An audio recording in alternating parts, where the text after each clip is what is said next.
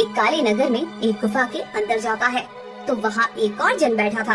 तभी शाह बेरम उसे भी सारी बात बताकर शहर सबज के बारे में पूछने लगता है। हाँ, मैंने इस जगह का नाम तो सुना है, पर मैं वहाँ कभी गया नहीं हूँ।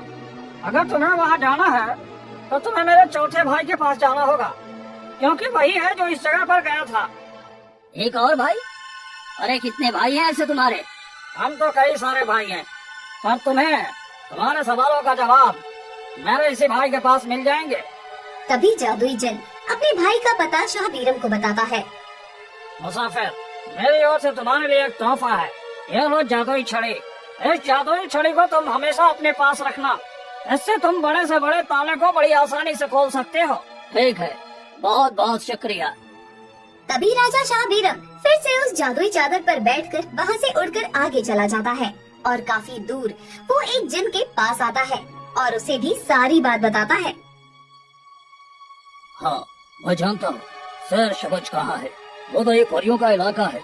मैं वहाँ तक गया था और उस नगर के अंदर तक नहीं गया था। तुम मुझे वहाँ जाने का रास्ता बता दो, मेरा वहाँ जाना बहुत जरूरी है। और तुम वहाँ क्यों जाना चाहते हो? तुम तो एक इंसान हो और इंसानों का उस परियों के इलाके में कोई काम नहीं होता। तभी राजा शाह बेरम उसे हुस्न बानो परी के बारे में सारी बात बताता है। ठीक है, मैं तुम्हें उस जगह पर पहुंचा देता हूँ, पर वहाँ के सैनिक है ना, वो बड़े ही खतरनाक हैं। वो किसी अन्य निवासियों को देखकर खा जाते हैं। इसलिए मैं तुम्हें एक जादुई टोपी देता हूँ। तुम जब उन परियों के नगर में पहुँच जाओगे तो उस टोपी को अपने सर पर पहन लेना। इससे ये होगा कि तुम सबको देख पाओगे और तुम्हें कोई नहीं देख पाएगा। तुम किसी को साफ नहीं दिखाई दोगे।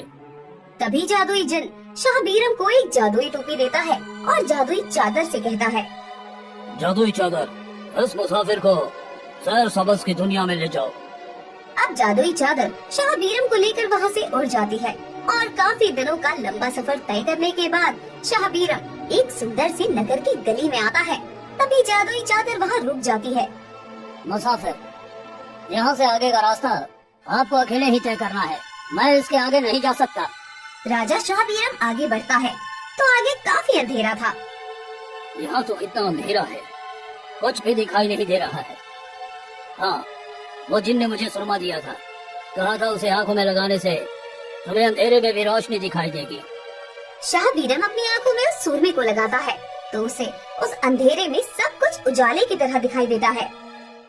अरे वाह, ये सुरमा तो सच में कमाल की चीज है।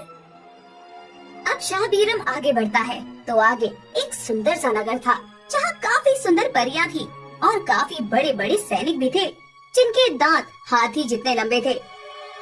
यहाँ तो कितनी खतरनाक किस्म के सैनिक हैं। दूसरे जिन ने कहा था कि टोपी पहनते ही मैं किसी को दिखाई नहीं दूंगा।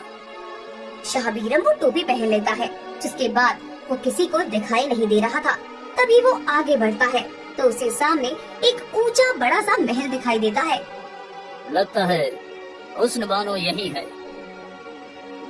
शाह बेरम उस महल के अंदर जाता है तो अंदर एक बड़ा सा पिंजरा था और उस पिंजरे के अंदर हुस्न बानो परी कैद थी और उसके पास एक बूढ़ी परी हाथ में छड़ी लिए बैठी थी।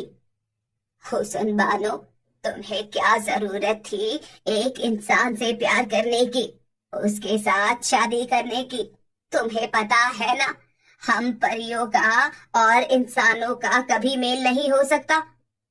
मैं शाह बेरम से मोहब्बत करती हूँ और उसी की हूँ। अभी भी समय है हुस्न बानो, संभल जाओ, वरना हमें जीवन भर के लिए तुम्हें इस पिंजरे में कैद करके रखना होगा।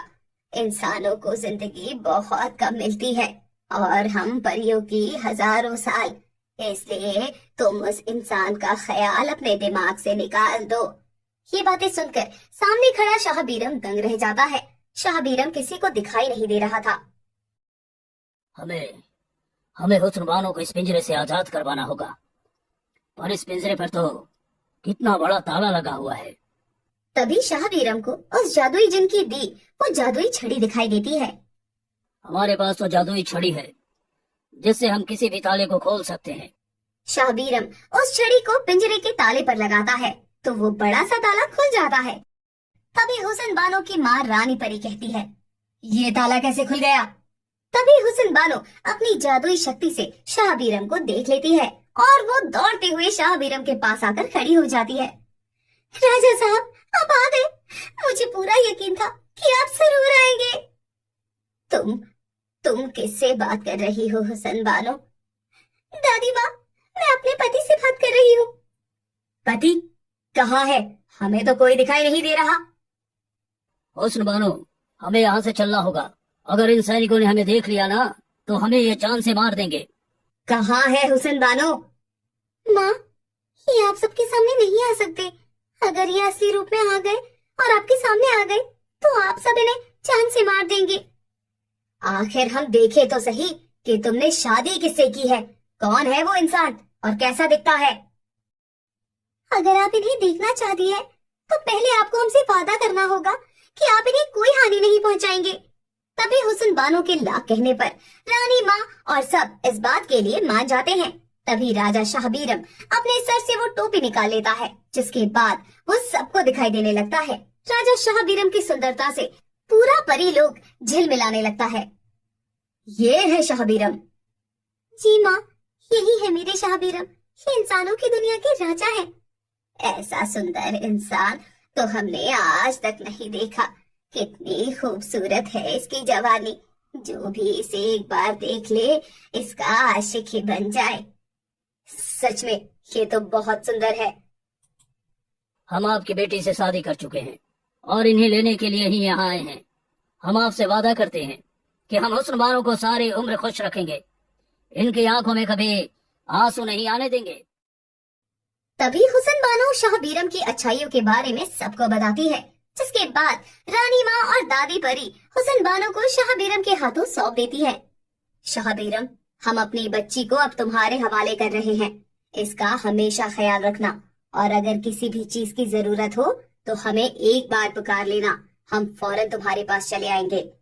उसके बाद पूरा परी लोग हुस्न बानो और शाह बीरम को खुशी खुशी अपने परी लोग से विदा कर देता है, जिसके बाद दोनों शाह बीरम के नगर में आ जाते हैं और खुशी खुशी अपना आगे का जीवन बिताने लगते हैं।